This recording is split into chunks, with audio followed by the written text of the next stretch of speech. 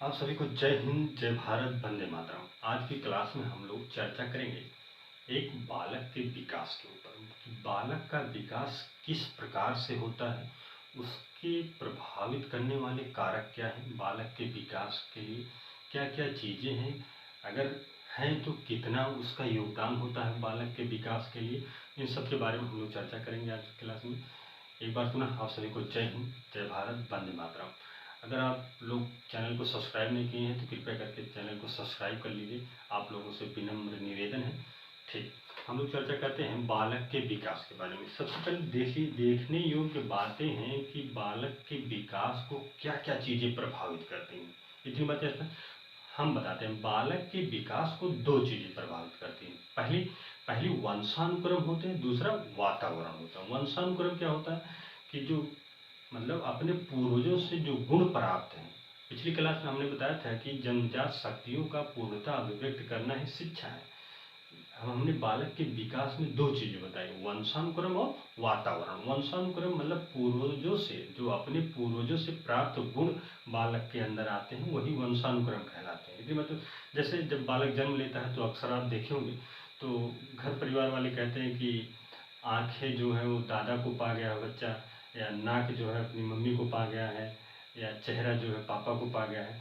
तो ऐसे जो चीज़ें, धारणाएं जो मिलती हैं, जो आंतरिक शक्तियाँ होती, कहने मतलब जैसे और भी चीज़ें हैं जो आंतरिक शक्तियाँ बालक के जैसे कार्य करने की क्षमता होती है, या किसी चीज़ को करने की जो क्षमता होती है, तो उसके पूर्वजों के हिसाब से उसके जो गुण होते हैं अंदर, वही वंशानुक्रम कहलाते हैं। इतनी बातें उस पर। फिर उसके बाद इससे एक चीज़ें और बताते हैं, यही चीज़ें कन्फर्म हो जाएगी। जैसे देखिए, जैसे एक पौधा देख लीजिए, ये पौधा देख रहे हैं, ये सरसों का पौधा है, लेकिन आप बता सकते हैं कि ये जो काला वाला सरसों होता है एक पीला वाला होता है। तो इससे आप देख के नहीं बता सकते हैं कि काला वाला जो सरसों है उसका पौधा है या फिर पीले वाले का। लेकिन इसमें चीज़ें निर्धारित हैं, जो उसके बीज हैं। बीज अगर काला वाला लगाएंगे तो स्वाभाविक है वो बड़ा होकर काले वाले पौधा, काला वाला सरसों जो होगा उसी को वही फल देगा। ऐसा है। तो अगर पीला वाला लगाएंगे तो पीला, मतलब अगर काला है तो उसके सारे गुण इसके विद्यमान है, मतलब जो पूर्वजों से गुण मिले हैं, जैसे कहने मतलब अधिकतम लंबाई है या मोटाई है, या फिर उसके जिस तरीके से जो फल होगा जो सरसों का उसी अनुकूल देगा। पीले वाले का अलग होता है काले वाले का अलग होता है। तो जिस तरीके से जिसका ये बीज होगा उसी के अनुकूल ही ये विकास करेगा। इसके विकास में क्या चीज़ है, इसके विकास में पर्यावरण सहायता करेगा। एक बालक के विकास में दो चीज़ें प्रभावित करती हैं, वंशानुक्रम और वातावरण। ये दोनों का जो होता है आधा आधा होता है। ऐसा नहीं है कि वंशानुक्रम का ज़्यादा प्रभाव होता है या पर्यावरण का, दोनों चीज़ें बराबर होती हैं। तो कहने का मतलब ये है कि इसके विकास में दो चीज़ें प्रभावित करेंगी। अगर इसको इस समय लगा दिया जाए पौधे को तो ये अपने अधिकतम विकास को प्रभावित नहीं कर पाएगा। अगर इस समय सरसों की खेती किया जाएगा तो जो मतलब लंबाई है, जो चौड़ाई है, जिस तरीके से फल होता है, तो वो अपने विकास को प्रभावित नहीं कर पाएगा, इसका उच्चतम विकास नहीं हो सकता है। ठीक, बालक उसी प्रकार है।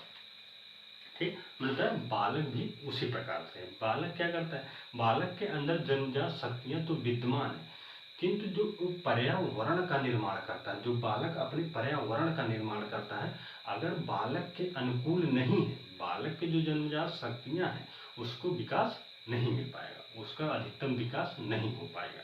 यदि बात स्पष्ट। इसीलिए बालक के जो पर्यावरण का निर्माण करना होता है, यहीं पे सोच समझ के करनी चाहिए कि उसके अनुकूल क्या चीज़ें, किस बालक को किस पर्यावरण में रखना है और कहाँ उसके पर्यावरण का किस तरीके से निर्माण करना है, वो सोच समझ के करना चाहिए। क्योंकि बालक का जो पर्यावरण है वो उसके विकास को प्रभावित करता है, प्रत्यक्ष तथा अप्रत्यक्ष। कुछ चीज़ें ऐसी होती हैं जो दिखाई नहीं देती हैं, लेकिन बालक को वो चीज़ें प्रभावित करती हैं। जैसे बालक जन्म लेता है तो उसे तो सिखाना तो नहीं पड़ता है, सिखाना नहीं पड़ता है कि आप हिंदी बोलिए या इंग्लिश बोलिए, या घर परिवार वाले जिस तरीके से बालक बोल रहे हैं, बातें कर रहे हैं आपस में, आप भी ऐसे ऐसे सीखिए, ऐसा नहीं होता। वो उस वातावरण में रहकर अनुकरण करने की प्रक्रिया उसके अंदर होती है, वो चीज़ों को सीखता है। हमने बताया बालक के विकास को दो चीज़ें पर, वंशानुक्रम और वातावरण। जब बालक जन्म लेगा तो घर में, परिवार में जिस वातावरण में वो रहेगा, वहाँ उस वातावरण के अनुकूल जैसी स्थितियाँ रहेंगी, जैसी परिस्थितियाँ रहेंगी, उसी के अनुकूल उसका विकास होगा। अगर उसका वातावरण, उसके घर परिवार के लोग इंग्लिश में बात कर रहे हैं, तो बालक स्वाभाविक है, उसको सिखाना नहीं पड़ेगा वो चीज़ें, वो अपने आप इंग्लिश में बात करेगा। अगर वहाँ का वातावरण हिंदी वाला है तो स्वाभाविक है उसको कुछ कुछ चीज़ें सिखानी नहीं होगी, जो जनरली चीज़ें हम बात करने किया कैसे जाता है तो वो चीज़ें अनुकरण करके सीख लेगा। अगर जो संस्कार होगा, जो बड़ों का सम्मान होगा, जैसे मम्मी से किस तरीके से बात करना है, पापा से किस तरीके से बात करना है, तो उस वातावरण में रहकर वो चीज़ें बालक सीखता है। तो कहने मतलब अगर बालक को उच्चतम वातावरण दिया जाए, मतलब कहने मतलब विकास के जो सही वातावरण है उसको दिया जाए। हमने पौधे से बताया कि अगर पौधे को इस समय लगा दिया जाए, जैसे इस समय अगर गेहूं की खेती किया जाए तो वो अधिकतम विकास को प्रभावित नहीं कर पाएगा, अपने जो उसके उच्चतम विकास है वो प्रभावित नहीं कर पाएगा। क्यों? क्योंकि उसके विकास के अनुकूल वह वातावरण नहीं है। ठीक बालक के विकास के लिए उसके सही वातावरण का निर्माण करना अति आवश्यक होता है, क्योंकि वो चीज़ें उसके विकास को प्रभावित करती हैं। बालक के विकास को वंशानुक्रम प्रभावित करती हैं। जैसा उसका वातावरण होगा उसी प्रकार से उसका उच्चतम विकास होगा। इतनी बातें स्पष्ट।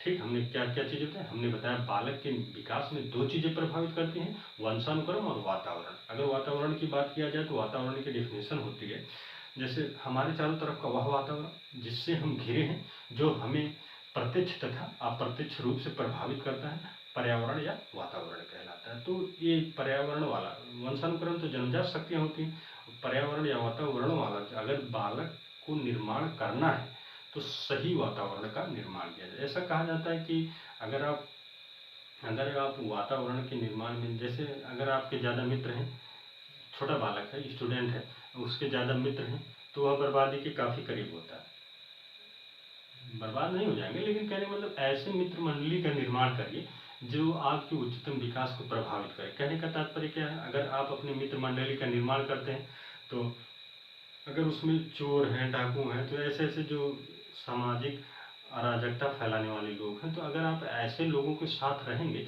तो आपके विकास को प्रभावित करेगा। ऐसा नहीं है कि वो कहीं नहीं प्रभावित कर, वो चीज़ें आपको दिखाई नहीं देंगे। हमने क्या बताया?